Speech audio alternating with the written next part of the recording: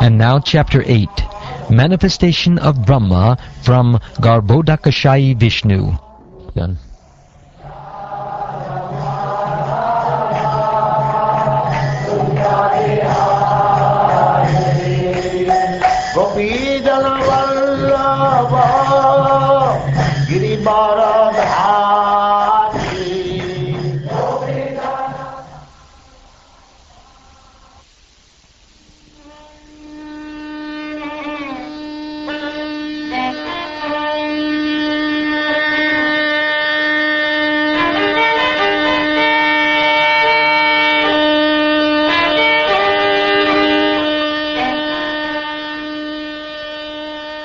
The great sage Maitreya Muni said to Vidura,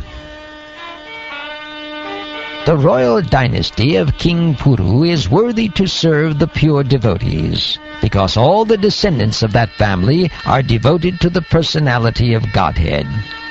You are also born in that family, and it is wonderful that because of your attempt, the transcendental pastimes of the Lord are becoming newer and newer at every moment. Let me now begin speaking on the Bhagavad Purana, which was directly spoken to the great sages by the personality of Godhead for the benefit of those who are entangled in extreme miseries, for the sake of very little pleasure.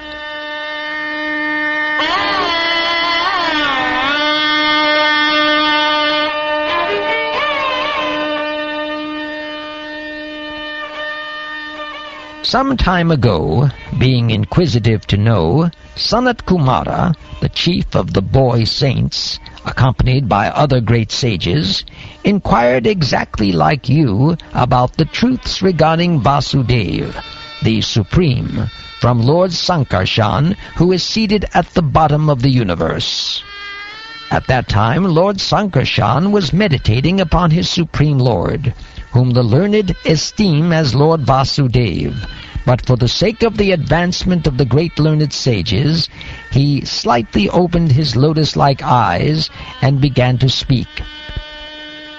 The sages came from the highest planets down to the lower region through the water of the Ganges, and therefore the hair on their heads was wet. They touched the lotus feet of the Lord, which are worshipped with various paraphernalia by the daughters of the Serpent King when they desire good husbands.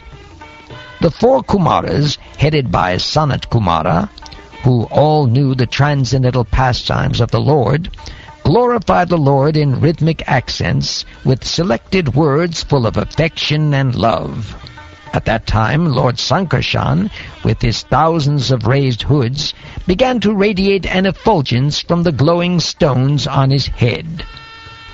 Lord Sankarshan thus spoke the purport of Srimad Bhagavatam to the great sage Sanat Kumara, who had already taken the vow of renunciation. Sanat Kumara also, in his turn, when inquired of by Sankyayana Muni, explained Srimad Bhagavatam as he had heard it from Sankarshan. The great sage Sankyayana was the chief amongst the transcendentalists, and when he was describing the glories of the Lord in terms of Srimad Bhagavatam, it so happened that my spiritual master, Parashara, and Brihaspati both heard him. The great sage Parashara, as aforementioned, being so advised by the great sage Pulastya, spoke unto me the foremost of the Puranas, or Bhagavatam. I shall also describe this before you, my dear son, in terms of my hearing, because you are always my faithful follower. At that time, when the three worlds were submerged in water, Garbhodakashayi Vishnu was alone, lying on his bedstead, the great snake Ananta. And although he appeared to be in slumber in his own internal potency, free from the action of the external energy, his eyes were not completely closed. Just like the strength of fire within fuel wood, The Lord remained within the water of dissolution, submerging all the living entities in their subtle bodies. He lay in the self-invigorated energy called Kala. The Lord lay down for 4,000 yuga cycles in his internal potency, and by his external energy he appeared to be sleeping within the water. When the living entities were coming out for further development of their fruitive activities, actuated by the energy called Kala Shakti, he saw his transcendental body as bluish. The subtle subject matter of creation on which the Lord's attention was fixed was agitated by the material mode of passion, and thus the subtle form of creation pierced through his abdomen. Piercing through, this sum-total form of the fruitive activity of the living entities took the shape of the bud of a lotus flower, generated from the personality of Vishnu. And by his supreme will, it illuminated everything, like the sun, and dried up the vast waters of devastation. Into that universal lotus flower, Lord Vishnu personally entered as the Supersoul. And when it was thus impregnated with all the modes of material nature, the personality of Vedic wisdom, whom we call the Self-Born, was generated. Brahma, born out of the lotus flower, could not see the world, although he was situated in the whirl. He therefore circumambulated all of space, and while moving his eyes in all directions, he achieved 4 heads in terms of the 4 directions. Lord Brahma, situated in that lotus, could not perfectly understand the creation, the lotus, or himself. At the end of the millennium, the air of devastation began to move the water and the lotus in great circular waves.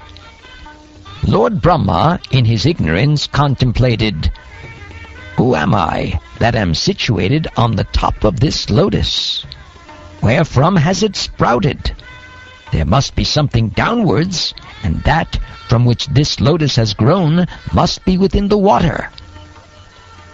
Lord Brahma, thus contemplating, entered the water through the channel of the stem of the lotus. But in spite of entering the stem and going nearer to the navel of Vishnu, he could not trace out the root.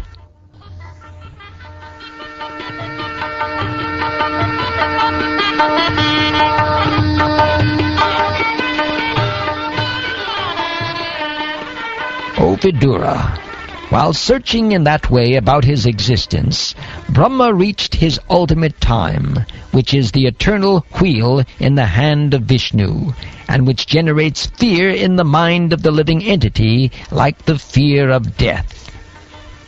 Thereafter, being unable to achieve the desired destination, he retired from such searching and came back again to the top of the lotus.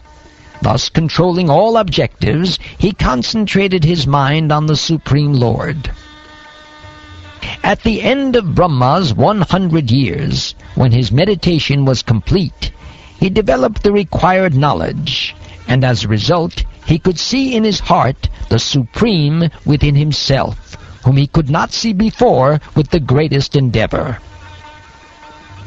Brahma could see that on the water there was a gigantic lotus-like white bedstead, the body of Sheshanaga, on which the personality of Godhead was lying alone. The whole atmosphere was illuminated by the rays of the jewels bedecking the hood of Sheshanaga, and that illumination dissipated all the darkness of those regions. The luster of the transcendental body of the Lord mocked the beauty of the coral mountain. The coral mountain is very beautifully dressed by the evening sky, but the yellow dress of the Lord mocked its beauty. There is gold on the summit of the mountain, but the Lord's helmet, bedecked with jewels, mocked it. The mountain's waterfalls, herbs, etc., with a panorama of flowers, seem like garlands, but the Lord's gigantic body and his hands and legs, decorated with jewels, pearls, tulsi leaves, and flower garlands, mocked the scene on the mountain. His transcendental body, unlimited in length and breadth, occupied the three planetary systems, upper, middle, and lower. His body was self-illuminated by unparalleled dress and variegatedness, and was properly ornamented. The Lord showed his lotus feet by raising them. His lotus feet are the source of all awards achieved by devotional service, free from material contamination. Such awards are for those who worship him in pure devotion. The splendor of the transcendental rays from his moon-like toenails and fingernails appeared like the petals of a flower. He also acknowledged the service of the devotees and vanquished their distress by his beautiful smile. The reflection of his face, decorated with earrings, was so pleasing because it dazzled with the rays from his lips and the beauty of his nose and eyebrows. Oh, my dear Vidura, the Lord's waist was covered with yellow cloth, resembling the saffron dust of the kadamba flower, and it was encircled by a well-decorated belt. His chest was decorated with the Srivatsa marking and a necklace of unlimited value. As a sandalwood tree is decorated with fragrant flowers and branches, the Lord's body was decorated with valuable jewels and pearls. He was the self-situated tree, the Lord of all others in the universe. And as a sandalwood tree is covered with many snakes, so the Lord's body was also covered by the hoods of Ananta. Like a great mountain, the Lord stands as the abode for all moving and non-moving living entities. He is the friend of the snakes, because Lord Ananta is his friend. As a mountain has thousands of golden peaks, so the Lord was seen with the thousands of golden helmeted hoods of Anantanaga. And as a mountain is sometimes filled with jewels, so also his transcendental body was fully decorated with valuable jewels. As a mountain is sometimes submerged in the ocean water, so the Lord is sometimes submerged in the water of devastation.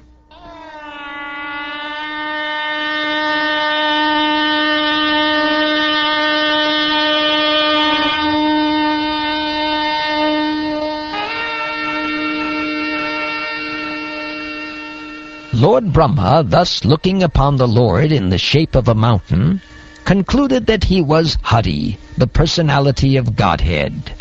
He saw that the garland of flowers on his chest glorified him with Vedic wisdom in sweet songs, and looked very beautiful. He was protected by the Sudarshan wheel for fighting, and even the sun, moon, air, fire, etc. could not have access to him. When Lord Brahma, the maker of the universal destination, thus saw the Lord, he simultaneously glanced over creation. Lord Brahma saw the lake in Lord Vishnu's navel, and the lotus flower, as well as the devastating water, the drying air, and the sky. All became visible to him. Lord Brahma, thus being surcharged with the mode of passion, became inclined to create, and after seeing the 5 causes of creation indicated by the personality of Godhead, he began to offer his respectful prayers on the path of the creative mentality.